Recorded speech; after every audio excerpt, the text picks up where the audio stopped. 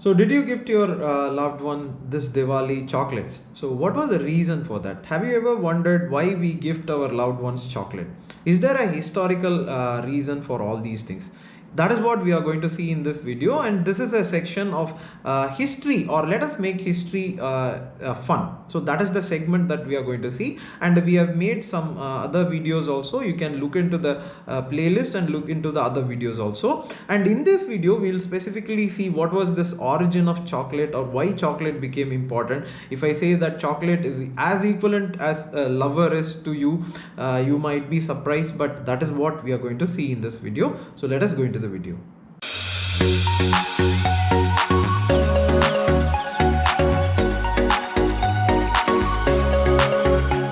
Why did we give chocolates to your loved ones in this Diwali?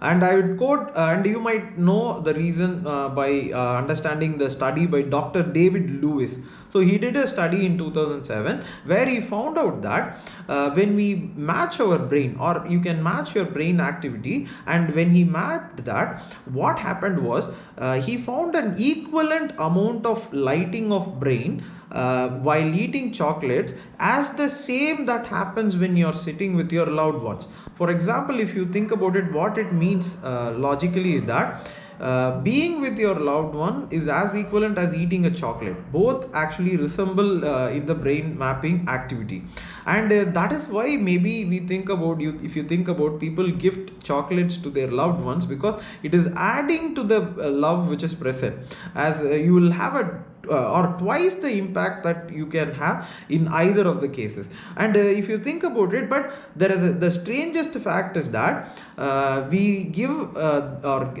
these chocolates which are sweet to our loved ones during Diwali or during many of the festivals, but in original thing, chocolate is not a very sweet flavor, or does not have a very sweet flavor, rather it has a bitter flavor. And if you think about it, there is a saying called as truth is always bitter. Similarly, chocolate is always bitter.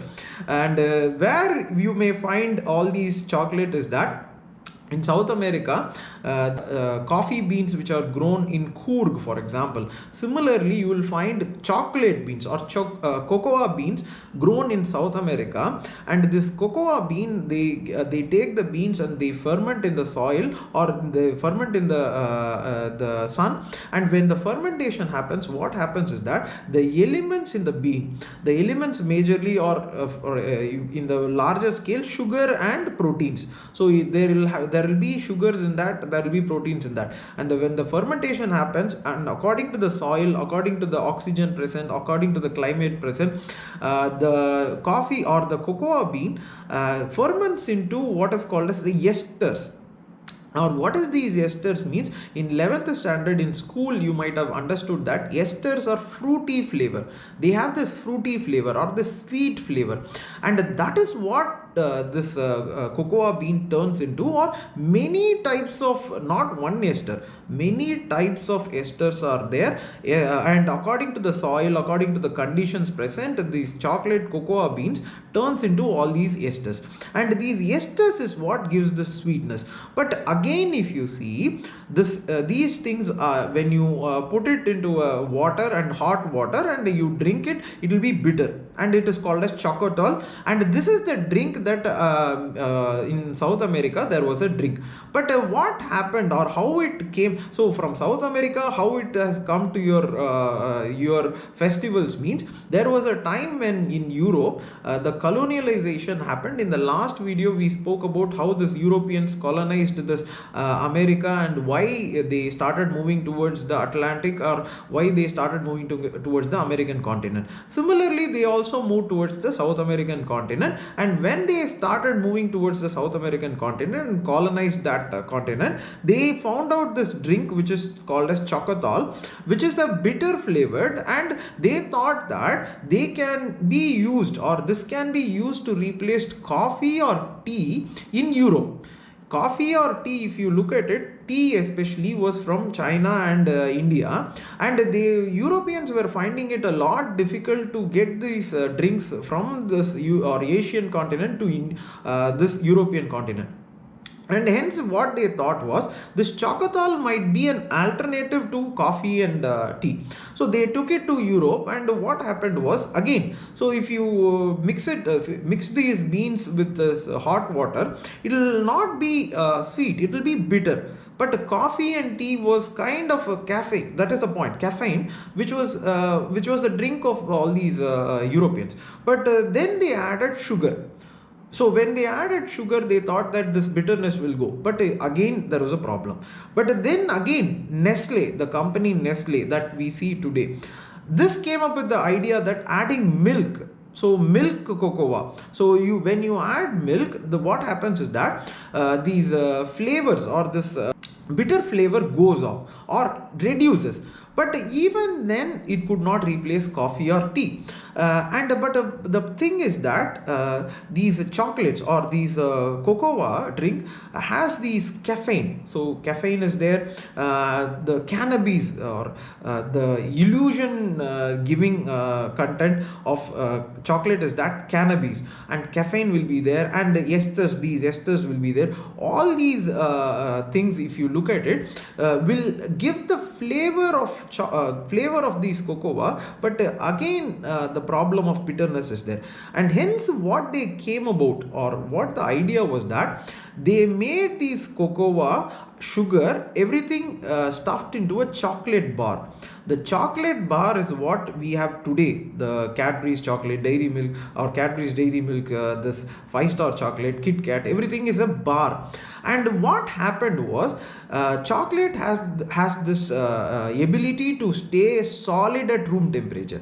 So chocolate, if you see, it will be a solid, and they mix all this sugar and they make it into a bar and they give it to you.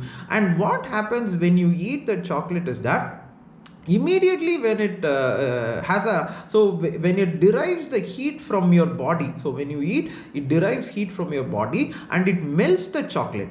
So the solid cocoa bean mixed with the sugar and powder, everything goes into your mouth and it takes up the heat from your tongue and it starts melting. This is the same thing which happens, for example, during the sweating that we do. While sweating in the sun, your sweat actually evaporates, and that is why you have that cooling effect. And the same effect is happening inside your mouth when you are eating your chocolate, and that is called as the menthol effect. So in advertisement you would have seen the menthol effect. And when that happens, and not only the menthol effect or the cooling effect, immediately the flow of, as I said, caffeine, cannabinoids, esters, everything starts flowing, and sugar, it starts flowing inside your mouth, and it mixes into itself. If you think about it, it's a chocothal. It is a chocothal which was present at that time. It is being made earlier. The chocothal was made, the cocoa beans were mixed and the water was added, chocothal was made. But what now we are doing is that we are making a chocothal inside your body, that is inside your mouth. When that happens, the flurry of flavors which is happening, bitter, sugar, cannabinoids, caffeine, and theobromine, esters, everything mixes together, and there is a wonderful rainbow of flavors inside your mouth, and also adding to that the cooling effect. And when that happens, the magical lighting of your brain activity is matched by Dr. David Lewis. So that is what is the impact that it has. It has an impact on all the senses of your body, your sense of smell, taste, your sense of touch, your sense of feeling, of giving to somebody. All this mixed together is what is the magic of chocolate present today. And if you think about it, a South American cocoa bean from a very distant land has now become a large part of our culture, large part of giving sweets and gifts to people that we love, and we share so much of love. And as there is a advertisement also, whenever you feel happy, my mother said to share sweet to somebody. And this chocolate is something which we as humans have evolved from across 3 continents. It has traveled from South America to Europe to Asia and to other continents as well. So but we have derived that from a human perspective from different continents, and hence it may seem as a human endeavor for better future future for our existence. And this is the history of chocolate. I hope you would like this video. Please do like it, share it, and subscribe to Minds of Aspirant channel. You can also click the description which is given, and you can join the Telegram groups which are there. One is for Anthropology and another is for UPSC. You can click and you can ask your doubts. I'll be very much happy to share my thoughts and feedbacks with you. Thank you for watching. All the best.